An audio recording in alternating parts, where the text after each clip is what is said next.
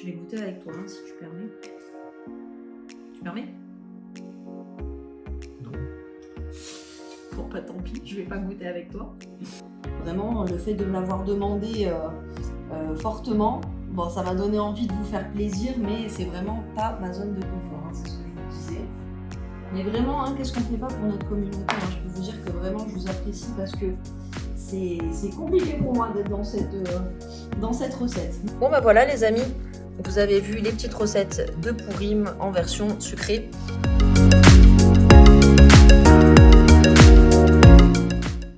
Bonjour à tous et bienvenue sur la chaîne Shabbat Shechaya, j'espère que vous allez bien.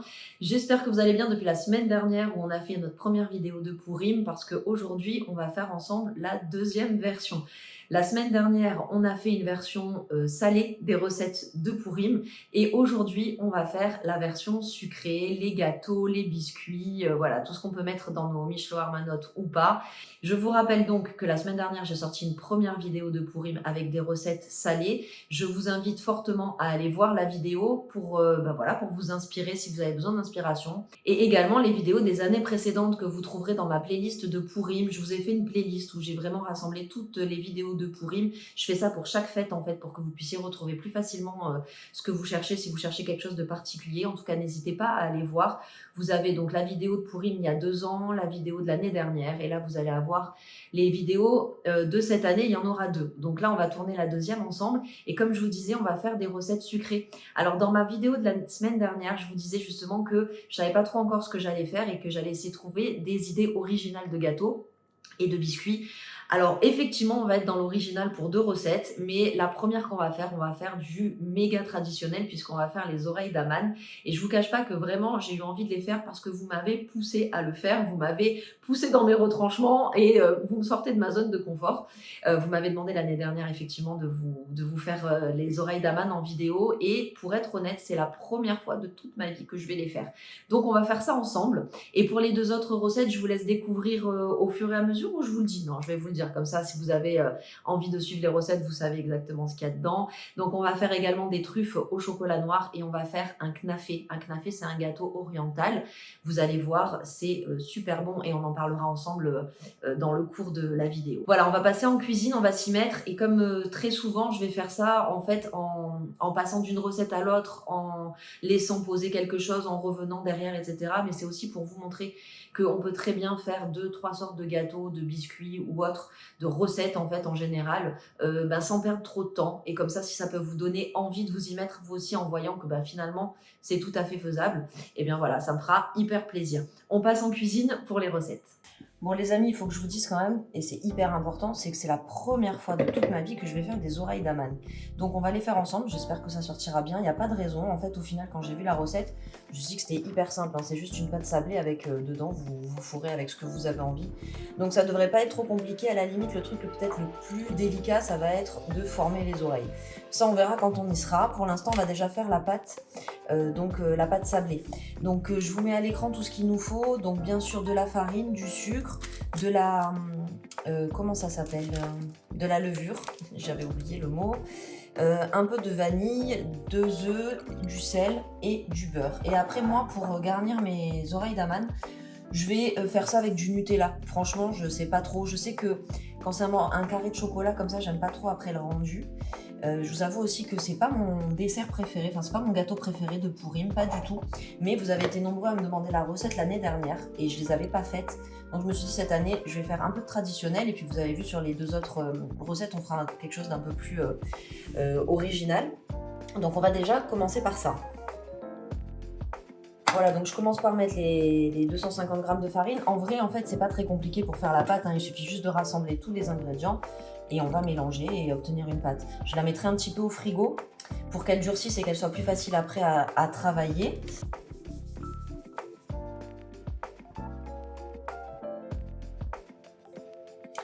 Alors, je sais pas si vous connaissez cette vanille, en fait, cet extrait de vanille. Je vous montre un peu plus près. Je l'achète au supermarché ici et il est vraiment très très fort et très bon d'ailleurs. Mais tout ça pour vous dire que si vous avez ce type de produit, il faut vraiment pas en mettre beaucoup, vraiment que quelques gouttes, ça suffit largement. Ça donne un super goût dans les desserts, c'est vraiment top.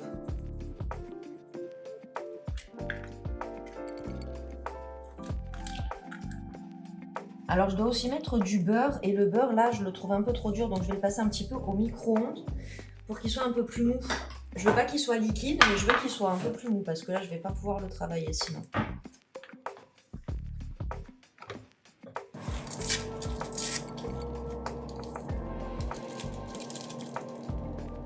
Bon, je voulais pas que mon beurre soit trop mou, mais finalement je l'ai mis un petit peu trop à fondre, donc c'est pas très grave. Je vais commencer par mélanger tout ça avec une cuillère en bois et ensuite je prendrai le relais à la main.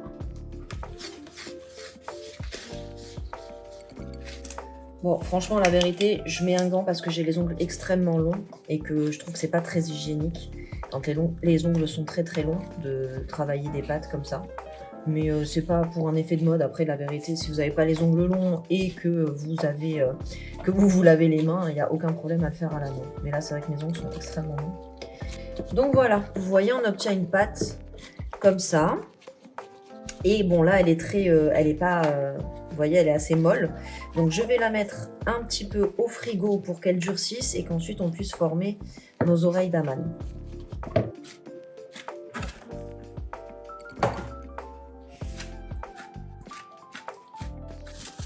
Voilà, je vais la mettre au frais au minimum une demi-heure et dans une demi-heure, je verrai dans quel état elle est. Soit je prolonge, soit je pourrai m'en servir. Bon, pendant ce temps, on va passer à la deuxième recette. Et cette deuxième recette, ça va être des truffes au chocolat noir. Alors, je vous avoue que c'est pareil, j'ai jamais fait non plus. Mais je me rappelle qu'une fois, j'en avais mangé chez mon amie Daphné, qui en avait fait des truffes maison. J'avais trouvé ça super bon. Elle m'avait dit vraiment, c'est rien à faire, etc. Et effectivement, en regardant un petit peu les recettes sur Internet, j'ai vu que c'était pas très compliqué. Et en plus, il faut pas beaucoup d'ingrédients. Donc, c'est pareil, ça va être, je pense, rapide. C'est rapide, en fait, à préparer. Mais après, il y a un petit peu de temps, en fait, vous savez, d'attente, dans le sens où il faut laisser refroidir, prendre à température ambiante, puis ensuite au frigo, etc. Mais en vrai, si vous vous organisez pour justement, d'ailleurs, j'aurais dû les faire en premier, ça m'aurait fait gagner un peu de temps, mais c'est pas grave. Si vous vous organisez dans votre cuisine pour regarder les temps de pouce ou les temps comme ça où il faut attendre, où il faut laisser refroidir ou rafraîchir, etc. Bah, vous pouvez tout à fait faire autre chose en même temps. Donc en vrai, ça prend pas tant de temps que ça. Bref, on va passer à la recette donc des truffes au chocolat noir. Donc il vous faut du chocolat noir, évidemment. Il vous faut de la crème liquide, du cacao en poudre et du beurre. Et c'est tout. Donc on va commencer par mettre à chauffer en fait la crème liquide. Et pendant ce temps, on s'occupera également du chocolat. Mais la première chose à faire déjà, c'est de mettre la crème à chauffer. En fait, il faut la faire frémir. Donc voilà, vous voyez, ça fait vraiment un petit fond. Donc je vais pas mettre trop fort pour pas que ça, ni que ça accroche, ni que ça boue trop fort. Et pendant ce temps, ce que je vais faire, c'est que je vais m'occuper du chocolat que je vais en fait, vous savez, un petit peu écraser n'importe comment, faire un espèce, je vais le hacher en fait, mais grossièrement quoi.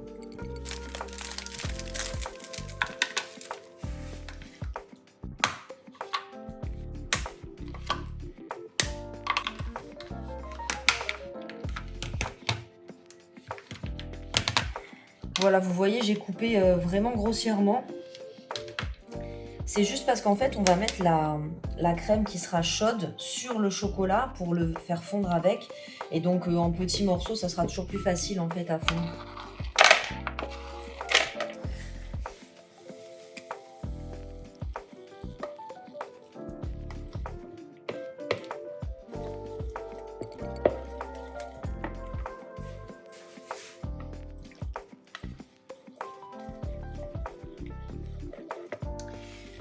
Alors voilà, je vous montre. Attendez, plutôt faire comme ça. On obtient une espèce de ganache, vous voyez. Et ça, on va le laisser donc refroidir à température ambiante pendant environ 1 heure. Et ensuite, on mettra également pendant une demi-heure au frigo après l'heure de température ambiante. Donc voilà, c'est pour ça que je vous disais, en fait, je pense que c'est mieux de faire, si vous avez plusieurs choses à faire, c'est mieux de faire peut-être cette préparation en premier parce qu'elle a besoin de beaucoup de temps d'attente. Alors, on va passer à la préparation du knafé. Bah écoutez, pour rester dans la confidence, je vais vous avouer que ça non plus, je l'ai jamais fait, c'est la première fois. Donc vraiment, aujourd'hui, c'est la vidéo de toutes les premières fois pour toutes les recettes que je vous ai proposées. Écoutez, c'est un gâteau en fait qui me semble avoir mangé une fois en Grèce quand j'étais en vacances. sur l'île de Rhodes. Ça remonte à il y a très longtemps, vraiment, genre plus de 10 ans maintenant. Mais je me rappelle avoir mangé un gâteau qui ressemblait extrêmement à ça. Alors peut-être que c'était pas ça, peut-être que ça l'était. En attendant, quand j'ai fait mes recherches de recettes pour savoir quoi vous proposer pour justement pour la vidéo de Pourim, je suis tombée sur ce gâteau. Ça m'a rappelé ce que j'avais mangé en Grèce et que j'avais trouvé ça tellement bon. Je me suis dit qu'on allait le faire et que en plus ça apporte une petite touche orientale en fait à nos recettes. Je trouve ça pas mal et voilà, j'espère que ça vous plaira. Alors par contre, pour l'origine de ce gâteau, j'ai trouvé deux origines différentes. J'ai trouvé une origine turque et une origine libanaise. Je sais pas exactement d'où ça vient. Tout ce qui est sûr, c'est que ça va être du Moyen-Orient et ça va être oriental et ça va être plein de saveurs et super bon. Mais si vous savez d'où vient le knafé, l'origine exacte de ce gâteau, ben faites-le nous savoir dans les commentaires. C'est toujours bien de s'informer, de s'instruire et de s'éduquer sur ce genre de choses, entre autres. Donc voilà, on va passer à la recette. C'est en fait finalement le seul gâteau qu'on va faire en une seule fois, c'est-à-dire qu'on va le faire, on va le mettre au four et il sera prêt, alors que toutes les autres recettes qu'on a fait ensemble, il faut toujours attendre, etc., etc. Donc là, au moins, on va pouvoir avancer sur lui et avoir la satisfaction de l'avoir fini en une fois. Alors, je vais vous dire déjà ce qu'il nous faut. Il nous faut donc de la ricotta, de la semoule fine, du sucre, du beurre fondu, des pistaches concassées et de la fleur d'oranger. Donc c'est un gâteau qui sera khalavi et il est vrai que je vois pas comment on pourrait le rendre parvé. Donc restez bien sur l'idée que c'est un dessert khalavi. Donc la première chose à faire, c'est qu'on va mélanger donc la semoule, le sucre, le beurre et la fleur d'oranger ensemble.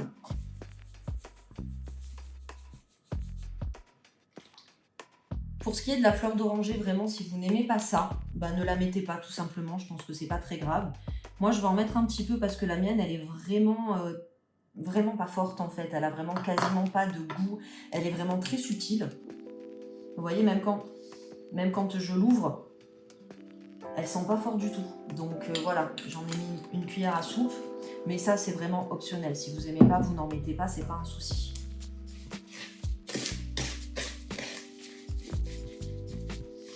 Donc je vais faire ça en fait, j'ai oublié de vous montrer, je vais faire ça dans un moule, vous savez, qui se défait comme ça, pour en fait le contour s'enlève. Et comme ça, ce sera beaucoup plus facile à démouler, parce que c'est un gâteau, en fait, c'est un peu, vous savez, comme le cheesecake, c'est un peu indémoulable en vrai. Donc ce genre de moule, c'est vraiment indispensable pour ce type de recette. Voilà, donc pour l'instant, je vais mettre cette petite pâte de côté et je vais juste rassembler, non même pas en fait. Je vais le monter de suite, parce qu'en fait, c'est pas très compliqué.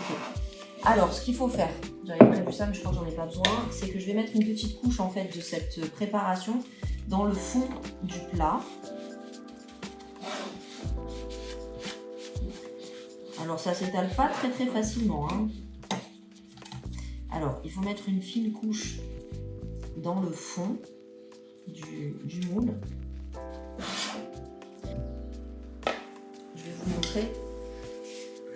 Voilà, vous voyez, j'ai fait un fond en fait avec la pâte qu'on a préparée et maintenant je vais mettre en fait juste de la ricotta en fait par-dessus. Je vais étaler ma ricotta par-dessus. Je pense que je vais juste la travailler un petit peu dans un pot en fait, juste pour vous savez, la rendre un peu plus malléable. Surtout moi j'ai peur de galérer à l'étaler.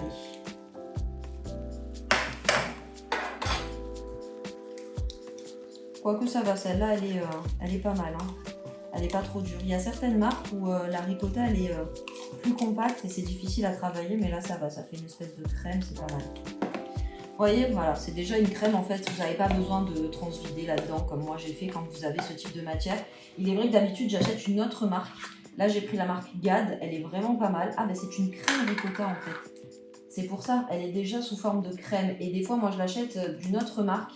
Et elle est beaucoup plus compacte, donc c'est pour ça que je voulais un petit peu vous voyez, l'allonger. Et là, en fait, c'est pas du tout la peine. Elle est déjà prête à l'emploi. Ce que je vais faire, c'est que je vais l'étaler tout simplement sur le fond de mon gâteau. Et par-dessus, il faut mettre ce qui reste comme ça de pâte. Alors, c'est là que je vous avoue que je stresse. Parce que je vois pas comment mettre ça, en fait, sans abîmer la ricotta dessous. Et j'ai l'impression de pas en avoir assez. Je vais peut-être en refaire. On va voir. Hein. Comme je vous disais, de toute façon... C'est une première, donc on va faire ça ensemble, on va découvrir ça ensemble. Bon, comme vous voyez, il me manque bien tout le dessus du gâteau. Donc je vais refaire la petite pâte à la semoule. Et dans les ingrédients que je vous ai notés donc en amont, quand je monte la vidéo, vous inquiétez pas, je vous mets les quantités de l'intégralité. Voilà, donc j'ai refait en fait un petit peu de pâte, vous voyez, qui sert à encercler en fait la ricotta. Donc je vais essayer de l'étaler. C'est un peu technique, hein, c'est pas super évident.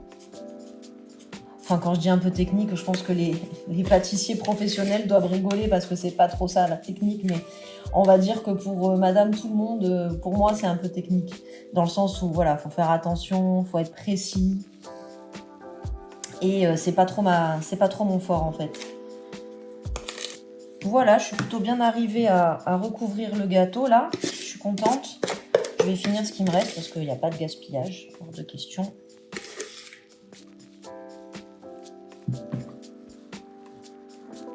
Voilà, voilà ce que ça donne et ça part au four entre 30 et 40 minutes à 180 degrés.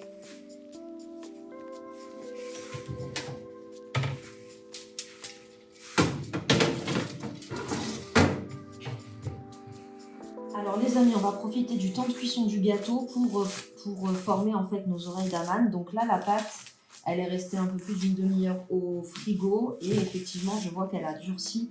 Ça va être plus facile pour la travailler. Voilà, comme ça, je vais pouvoir faire ça correctement. C'est parfait. Alors faites-moi savoir si vous avez l'habitude de les faire, les oreilles d'amande, et si vous les faites, si vous avez une recette particulière, une recette de famille ou une habitude en fait. Vous voyez moi, tout ce qui est sablé, pâte sablée, etc. en gâteau individuel, vous remarquez que j'en fais pas très souvent parce que je sais pas pourquoi. Mais voilà, au niveau de la pâte, vous voyez, je sais pas la travailler, comme par exemple maintenant.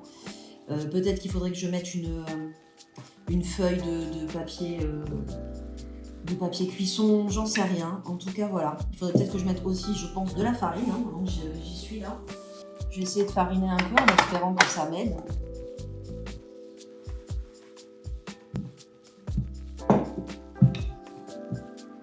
Voilà, je vais laisser comme ça. Alors, au niveau des emporte-pièces, j'ai ces 3 tailles-là. Je ne sais pas si vous verrez bien, j'espère que oui. Et bon, ça me semble un petit peu petit pour faire les oreilles d'amande.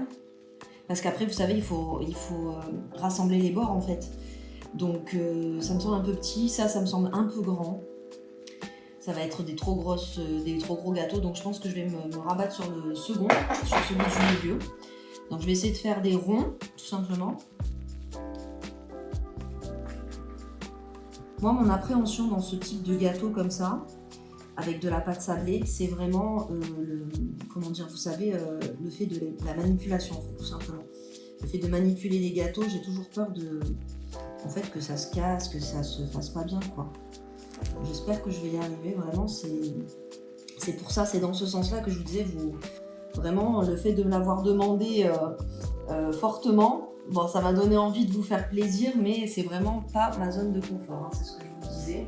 Vous voyez, déjà, j'arrive même pas à enlever la pâte des bords. Alors, je me dis, mais comment je vais faire pour enlever mes petits ronds, là, comme ça, en fait. Peut-être qu'il manque un peu de farine sur la pâte. Peut-être qu'il faudrait que je la retravaille avec de la farine sur le fond. C'est possible, je vais essayer de faire ça, parce que là, c'est impossible de les sortir. Bon, j'espère que ça va pas être catastrophique, hein.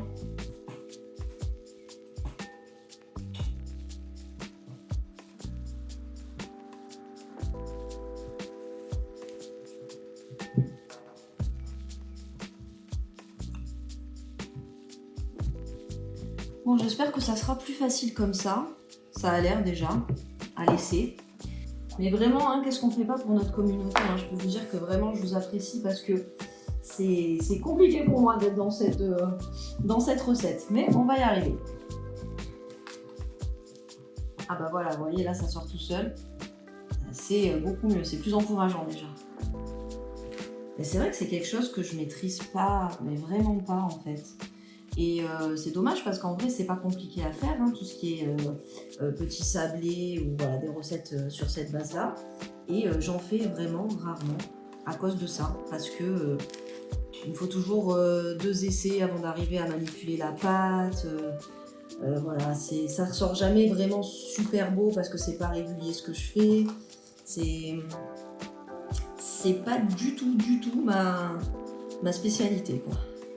Voilà, donc là en fait, Maintenant, on va passer en plus aux choses sérieuses, c'est-à-dire qu'il faut les fourrer avec le Nutella. Donc, juste déjà, je vais m'assurer qu'après, je peux les sortir correctement. Oui, ça a l'air d'aller. C'est bon. Alors, donc j'ai mis un petit peu de Nutella en fait là-dedans, vous voyez, dans un petit récipient. Et je vais essayer d'en mettre dans le centre en fait du petit sablé en soi. Vous voyez. Et donc ensuite il faut refermer en fait en forme de triangle. Vous voyez, il faut refermer les bords en forme de triangle. Voilà, ça donnerait... Je ne sais pas si vous voyez, parce que je sais que j'ai les mains devant, mais je vais vous montrer après. Voilà, ça donnerait quelque chose comme ça. Comme ça, ça me paraît pas mal. Comme ça me paraît pas mal. Et ensuite, bien sûr, hop, faut déplacer. Donc, vous voyez, ça fait beaucoup de manipulation pour quelque chose qu'on ne maîtrise pas. C'est pas évident. Et pour le fourrage, en fait, des oreilles d'aman, j'ai vu qu'on pouvait mettre également de la confiture, des carrés de chocolat, ce que vous aimez en fait, même si vous aimez par exemple, vous savez, les noix, les amandes, etc. Vous pouvez faire une petite base de chocolat et rajouter ce genre de choses. Vraiment, vous mettez ce que vous voulez. Moi, j'ai choisi le Nutella parce que je sais que les enfants vont aimer. Mais je ne sais pas comment ça va ressortir, ça va être la surprise. De toute façon, vous l'avez un peu compris. C'est un petit peu la surprise de toutes ces recettes aujourd'hui. Mais j'adore faire ça, en fait. J'adore, en fait, tester des recettes avec vous. J'adore aussi vous montrer bien sûr des recettes que je fais depuis longtemps, que je maîtrise bien, etc. Parce que j'aime bien vous partager ce genre de choses. Mais j'adore aussi être un petit peu en crash test sur moi-même en fait, et me challenger à faire des recettes que j'ai jamais fait et de les faire en direct avec vous, enfin en direct. En tout cas, voilà, dans la vidéo avec vous pour la première fois et voir ce que ça donne. Ça me plaît, j'aime bien. C'est mon goût du risque. Les amis, je vous montre ce que ça donne les oreilles d'aman avant cuisson. Voilà, là j'attends juste que le knafé en fait il est fini de cuire pour pouvoir les enfourner elles aussi. Et en fait en attendant, pour pas perdre de temps, je pense que je vais commencer également de former les truffes. Il faut juste que je vois si c'est assez dur dans le frigo. On va voir ça ensemble. Bon, je vais sortir le knafé, ça fait à peu près 45 minutes qu'il est au four. Je pense qu'il est cuit. Et à la place, je vais mettre donc du coup les oreilles d'aman.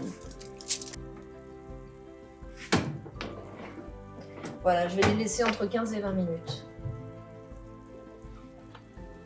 Alors les amis, ce qu'il nous reste à faire, c'est de former nos truffes. Donc voilà, j'ai laissé le chocolat en fait au frigo. Il a plutôt bien durci. J'espère qu'il va être quand même facile à travailler. On va voir. Au pire, de toute façon, je pense qu'il va se ramollir au fur et à mesure du temps avec la chaleur ambiante dans la maison. Et donc, comme je vous disais, j'ai pris du cacao en poudre comme ça, là, du cacao non sucré, pour pouvoir les enrouler, en fait, les enrober dans le cacao. Et bien évidemment, pour tout ce qui est truffe, vous pouvez décliner vraiment comme vous aimez. Vous pouvez mettre du chocolat au lait à la place du chocolat noir, du chocolat praliné, vous pouvez prendre du pralin, du chocolat blanc. Vous pouvez enrober à la place du cacao, vous pouvez enrober avec des petits bonbons comme ils font beaucoup ici en Israël. Vous pouvez également faire avec de la noix de coco râpée. Enfin, il y a plein d'options en fait, vraiment, et vous faites comme vous aimez. Après, pour la présentation, j'ai pris aussi des petites caissettes. Là, j'ai pris vraiment ce qui me restait. Je pense que j'en aurais peut-être même pas assez pour l'ensemble, mais bon, on verra. Vous savez, c'est des toutes petites caissettes comme ça, et franchement, c'est optionnel, c'est pas obligatoire. Je trouve que ça fait juste plus festif et plus joli, mais si vous n'en avez pas, c'est vraiment pas grave. Alors, pour la taille que je vais faire, je vous avoue que je ne sais pas trop. Je vais faire des essais, je vais voir. Je vais déjà, vous voyez, il faut essayer de la former comme ça. Je pense que ça, c'est pas mal comme taille. Je viens de me rendre compte que je n'ai pas sorti mes caissettes. Pouvoir les mettre dedans, ça va pas être très pratique maintenant que j'ai les mains sales. Voilà, j'ai fait à peu près cette forme. Et ensuite, je vais la plonger dans le cacao. Je vais en profiter pour ouvrir les caissettes avant d'être plus les mains sales. Chérie, tu peux m'aider s'il te plaît? Tu peux me sortir chaque petite caissette là? Tu vois? Parce que là, j'ai les mains crades et j'arrive pas.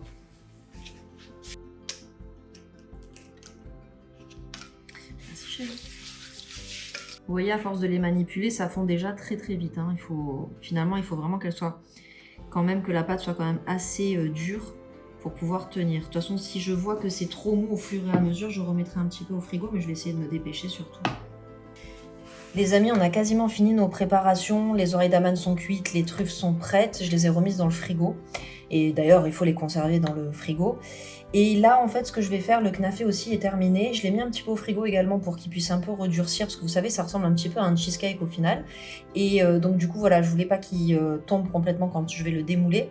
Donc je l'ai mis au frigo en attendant. Et là, ce que je vais faire, c'est que je vais concasser quelques pistaches pour mettre par-dessus le knafé, justement.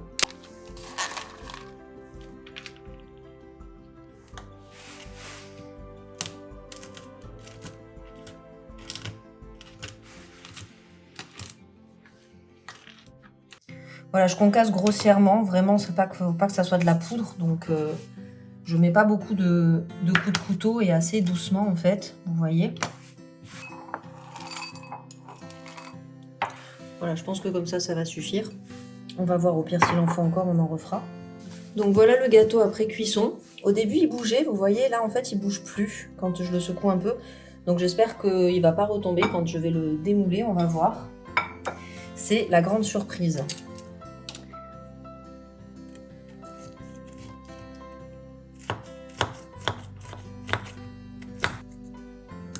Alors quand je dis que ça ressemble à un cheesecake, c'est juste parce que c'est un gâteau au fromage avec une base, vous voyez, et donc du coup ça fait un gâteau qui est frais et puis voilà, qui ressemble au niveau de l'aspect. Mais au goût, je pense que ça n'a rien à voir. Alors par contre, on a vraiment bien fait de prendre un moule comme ça là qui s'ouvre, parce que je pense que autrement, bon bah vous l'avez compris, c'est impossible de démouler. Et puis surtout, je vais garder le fond du moule hein, pour pas abîmer mon gâteau.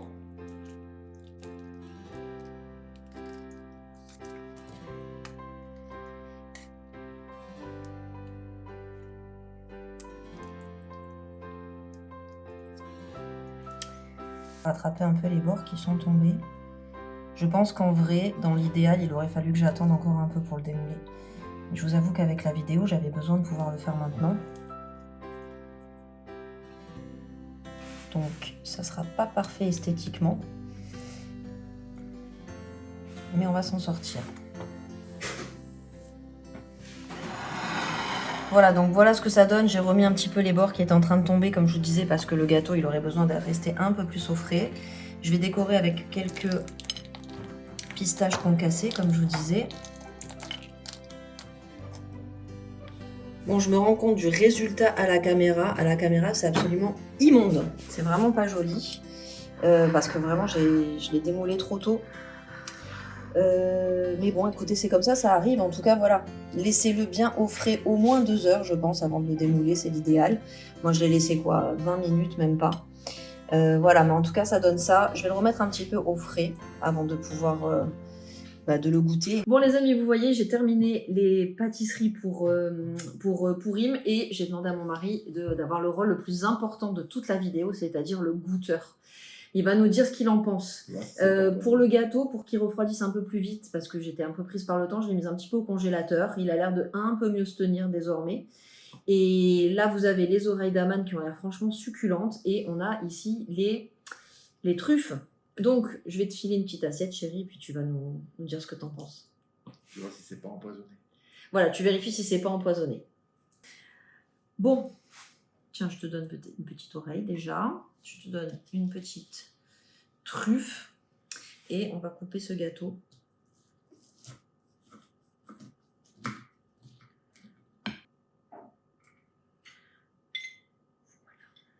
Je vais goûter avec toi, hein, si tu permets. Permet? Non. Bon, pas tant pis, je vais pas goûter avec toi. Alors, je commence par les oreilles d'amande. Allez, vas-y.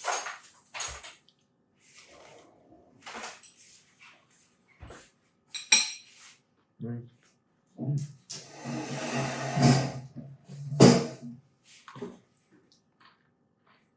Alors, c'est bon? Oui. Ouais? Non, j'en veux une entière. Je vais goûter. Elles sont bonnes? Bon, je suis très contente. C'est gourmand, c'est croquant. Cyril Lignac, si tu passes par là, on peut faire des oreilles d'amande ensemble. Sait-on jamais. Faut toujours tenter sa chance, les amis.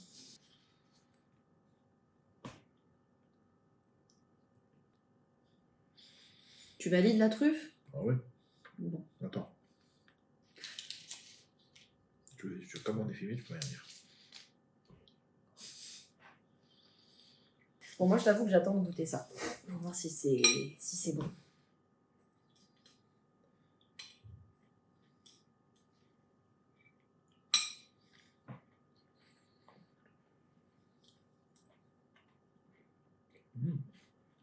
T'as goûté? Franchement, les amis, c'est très bon. C'est très bon. Mais je trouve vraiment, à mon goût, que c'est beaucoup trop sucré. Ouais. Donc peut-être diminuer la quantité de sucre que je vous ai indiqué. Je pense que ça peut être utile. Ouais. Mais sinon, c'est très bon. Et faut bien le laisser au frigo aussi. Oui, ça va. Mais sinon, c'est très bon. Bon, bah voilà, les amis. Vous avez vu les petites recettes de Pourim en version sucrée. N'oubliez pas qu'il y a la version salée également qui est sur ma chaîne. Dans la playlist de Pourim, vous la retrouverez très facilement, ainsi que les vidéos de l'année dernière et de l'année d'avant. Donc n'hésitez pas à aller voir pour prendre des idées. Et puis sur ce, je vous souhaite un très bon Pourim, Chag Sameach à tous. Et on se retrouve la semaine prochaine pour une nouvelle vidéo. Bisous!